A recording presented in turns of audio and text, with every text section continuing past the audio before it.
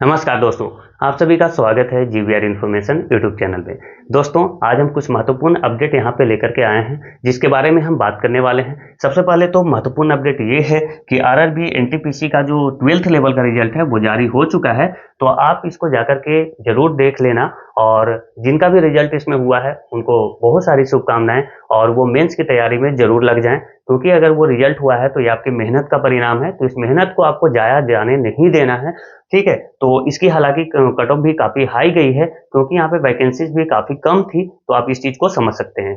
दोस्तों, अभी हम बात करने वाले हैं इस वीडियो में, इसका जो टॉपिक है वो है ग्रुप डी एग्जाम से संबंधित जो भी कुछ महत्वपूर्ण जो जानकारियां हैं वो हम यहाँ पे प्राप्त करेंगे, क्योंकि अगर आप ग्रुप डी का अगर एग्जाम देने वाले हैं तो ये बात आपको अवश्य जाननी चाहिए कि एग्जाम पैटर्न कैसा है, ठीक है। एग्जाम में क्या क्या चेंज हुए हैं पैटर्न में, वो जानना काफी आवश्यक है आपके लिए, क्योंकि अगर तैयारी सही दिशा में होगी तभी तो सिलेक्शन होगा, तभी तो सफलता मिलेगी। दोस्तों, एक बात मैं बोलना चाहूंगा कि मैं वीडियो शुरू करूं उससे पहले मैं बता दूं कि करीब 1 महीने के बाद मैं कोई वीडियो लेकर के आया हूं। तो इसमें मेरी भी कोई मजबूरियां थी, हालांकि मैंने ये मजबूरियां आपको बताई भी थी, लेकिन कोई बात नहीं। अभी ग्रुप डी का एग्जाम जो है वो 27 नवंबर से शुरू हो रहा है और मैं पूरी कोशिश करूंगा कि कम समय में आपको बेहतर से बेहतर कंटेंट दे पाऊं, जिससे कि आप कम समय में जो है वो सटीक निशाना लगा सकें। आप यहाँ पे देख सकते हो कि 27/11 यानी 27 नवंबर से जो है वो ग्रुप डी का एग्जाम चालू हो रहा है और 16 तक ये चलेगा, 16 जनवरी 2026 तक। मतलब इतना दिन, ये तो काफी ज्यादा है। नहीं भाई, टीसीएस जो है वो बहुत सारे एग्जाम कंडक्ट करवाता है, तो बीच बीच में वो कोई और एग्जाम कंडक्ट करवाएगा तो उस दिन जो है वो आपका एग्जाम नहीं होगा, ग्रुप डी का एग्जाम नहीं होगा, ठीक है। अभी जो है वो सिटी इंटीमेशन भी जारी हो गया है। बहुत सारे स्टूडेंट्स का ये प्रॉब्लम है कि उनका जो है वो सिटी इंटीमेशन शो नहीं हो रहा है और वो काफी पैनिक हो रहा है। तो यहाँ पे पैनिक नहीं होना है, ठीक है। सिटी इंटीमेशन जो है वो शो हो चुका है, पैनिक नहीं होना है। देखिए क्या है ना कि अभी आप अगर जाएंगे वहां पे आप अपने वेबसाइट खोलेंगे, ठीक है, आरआरबी का, वहां पे आप अपना रजिस्ट्रेशन नंबर डालते हैं, वहां पे पासवर्ड के रूप में आप डेट, मंथ और अपना डेट ऑफ बर्थ का जो ईयर है वो आप डालते हो। तो उसके बाद कैप्चा फिल करके जब आप करते हैं तो वहां पे फिर से वही वाला पेज रिडायरेक्ट हो जाता है, ठीक है। इसका मतलब है कि आपका अभी सिटी इंटीमेशन जारी नहीं किया गया है, अब बाद में जारी कर दिया जाएगा, ठीक है। तो घबराना नहीं है बिल्कुल भी। और देखते हैं, सबसे पहले तो हम यहाँ पे देखते हैं एग्जाम का पैटर्न क्या है, उसके बाद मैं मेन मुद्दे पे आने वाला हूँ, ठीक है। ज्यादा समय नहीं लूंगा मैं। सबसे पहले अगर देखें तो जो एग्जाम का समय है वो 90 मिनट दिया जाएगा। हालांकि जो विकलांग वगैरह होते हैं उनके लिए टाइम एक्स्ट्रा भी होता है। टोटल नंबर ऑफ क्वेश्चन जो है वो 100 क्वेश्चन रखे जाते हैं इसमें। और निगेटिव की बात करें तो 1/3 होता है, तो आपको निगेटिव से आपको बचना भी है।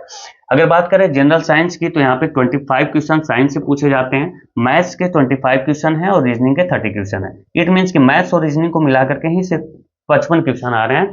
तो यहाँ पे आपको टाइम मैनेजमेंट करना पड़ेगा, और ऐसा नहीं है कि रीजनिंग जो है वो काफी इजी या फिर हलवा टाइप आता है, ऐसा नहीं है, टाइम टेकिंग आएगा। तो आप यहाँ पे समय कैसे मैनेज करेंगे? प्रैक्टिस से, जितना ज्यादा आप हो सके उतना प्रैक्टिस करो, इससे बेहतर तरीका कुछ भी नहीं है। कोई ऐसा शॉर्टकट नहीं है दुनिया में जो कि आपको यहाँ पे काम आने वाला है, आपका प्रैक्टिस ही आपको काम आएगा, ठीक है। और साइंस तो आपको पता ही है कि 10th लेवल तक का साइंस पूछा जाता है, बायो, केमिस्ट्री और फिजिक्स, ठीक है जी। तो ये आप कर रहे होंगे। हम मेन मुद्दा यहाँ पे आ रहा है, general awareness and current affairs के 20 क्वेश्चन पूछे जाएंगे, ऐसा यहाँ पे नोटिफिकेशन में मेंशन था। अब इसको जब हम देखते हैं तो हमें पता चलता है कि जनरल अवेयरनेस भी आएगा और साथ ही साथ करेंट अफेयर्स भी आएगा, जैसा कि होता आया है। लेकिन अभी जो है वो रेलवे ने क्या किया है कि एक मॉक का लिंक दिया है, और उस मॉक लिंक में जब आप जाएंगे तो जनरल अवेयरनेस और करंट अफेयर्स के जब आप क्वेश्चन को अटेम्प्ट करने की कोशिश करोगे तो पता है वहां पे क्या पूछा जा रहा है? वहां पे सिर्फ आपको करंट अफेयर्स के ही क्वेश्चन आपको देखने को मिल रहे हैं। तो ऐसा क्यों है? तो इसको जानने का मैंने प्रयास किया और इस नोटिफिकेशन को आगे मैंने डिटेल में पढ़ा।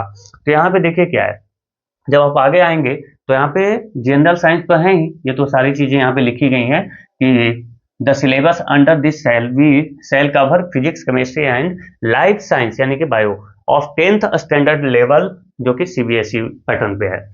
अगर यहाँ पे डी नंबर पॉइंट देखें तो general awareness on current affair यहाँ पे लिखा गया है, जो कि आपको ध्यान से देखनी चाहिए था।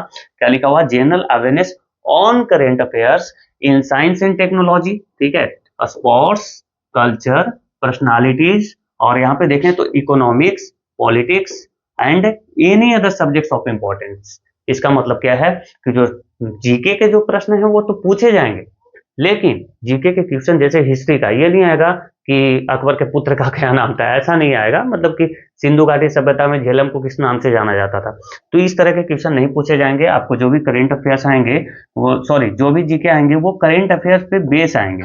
जैसे कि अगर पॉलिटिक्स का क्वेश्चन आ रहा है तो यहाँ पे नया अमेंडमेंट क्या हुआ है, उसमें क्या अभी बदलाव किए गए हैं, वो चीजें आएंगी। जैसे कि ज्योग्राफी में कोई लोकेशन है, उसमें कोई बदलाव आया है, तो वहां से संबंधित कुछ चीजें पूछी जाएंगी। जो भी आएगा करेंट अफेयर्स पे ही आएगा, जीके के डायरेक्ट क्वेश्चन नहीं पूछे जाएंगे। लेकिन यहाँ पे जब आप नीचे आएंगे तो लिखा हुआ है, it may be noted that the topics listed above are illustrative and not necessarily exhaustive. इसका मतलब है कि ऊपर जो आपको जो टॉपिक जो मेंशन किए गए हैं, ये जरूरी नहीं है कि वही क्वेश्चन है, कुछ अलग भी पूछे जा सकते हैं। इट मीन्स है कि जीके के आपको क्वेश्चन जो है वो 2-4 देखने को भी मिल जाए तो आपको सरप्राइज नहीं होना है, 2-4 क्वेश्चन देखने को मिल सकते हैं। लेकिन इसका मतलब ये नहीं है कि अब हम हिस्ट्री और इकोनॉमिक्स को पूरा हम बेसिक तरीके से पढ़ें, उतना आप टाइम भी नहीं है। हाँ, टाइम जब बच जाएगा तो आप कर सकते हैं। ठीक है जी। इसके लिए मैं तो क्या करूं कि सारी चीजें कवर हो जाए, तो मैं इसके लिए सोच रहा हूं कि, एक सेकेंड, मैं इसके लिए सोच रहा हूं कि आपको जो है वो करेंट अफेयर्स के जो भी अपडेट हैं, करेंट अफेयर्स, ठीक है, विद टॉपिक वाइज, जैसे कि इसरो में कोई चेंजेज आए हैं, क्योंकि जब आप पीछे देखेंगे तो यहाँ पे लिखी गई है ना कि साइंस एंड टेक्नोलॉजी से क्वेश्चन पूछे जाएंगे। मतलब इसरो, नासा, जो भी स्पेस टेक्नोलॉजी है वहां से क्वेश्चन आ सकते हैं। और स्पोर्ट्स के जो भी चीजें हैं वो भी मैं करवा दूंगा, कल्चर का चीजें करवाऊंगा, पर्सनालिटीज मैं करवाने वाला हूँ। इकोनॉमिक्स में जो भी चेंजेस हुए हैं, जैसे कि एसडीजी इंडिया इंडेक्स आप मान के चलो, नीति आयोग में कुछ चेंजेस हुआ है, कोई इंडेक्स जारी किया गया है, वो सारी चीजें, repo rate, reverse repo rate वगैरह सारी चीजें, आरबीआई के बारे में भी सारी चीजें हम यहाँ पे जानेंगे। पॉलिटिक्स में देखेंगे क्या क्या चेंजेस हुए, और कुछ दूसरे जो टॉपिक्स हैं जैसे कि अवार्ड वगैरह हो गए, सबमिट्स हो गए, ये सारी चीजें मैं करवाने वाला हूँ। मैं 4 से 5 वीडियो में इसको क्या करूंगा कि कवर करूंगा, क्योंकि अब मेरे पास जो प्रॉब्लम है वो भी सॉल्व नहीं हुआ है। वो तो प्रॉब्लम है ही कैमरा वाला। मैं क्या कर रहा हूँ कि कोई और मोबाइल से 10-10 मिनट या फिर 5-5 मिनट का मैं रिकॉर्डिंग करके उसको एक में कंपाइल करके मैं वीडियो के रूप में आपको दे दूंगा। ठीक है, तो ये 4 से 5 वीडियो मैं आपको देने वाला हूँ, तो आप इसको जरूर देखते रहिएगा। और मुझे पूरा उम्मीद है कि वो कंटेंट आपको काफी पसंद भी आएगा। ठीक है, तो और बाकी आपने एनटीपीसी का जो है वो रिजल्ट देख ही लिया होगा, तो उसका मेंस की भी यहाँ से तैयारी आप कर सकते हैं। वो उसमें ऐसा नहीं है कि कुछ अलग से पूछे जाएंगे। और बाकी आप अपना सिटी इंटीमेशन देखते रहिए, 2 दिन 4 दिन पर आप देखते रहना है, क्योंकि वो डेली डेली क्या होता है, अपडेट होता है। ठीक है जी, तो फिर मिलेंगे हम कल की वीडियो में। तब तक के लिए थैंक यू सो मच। जय हिंद दोस्तों।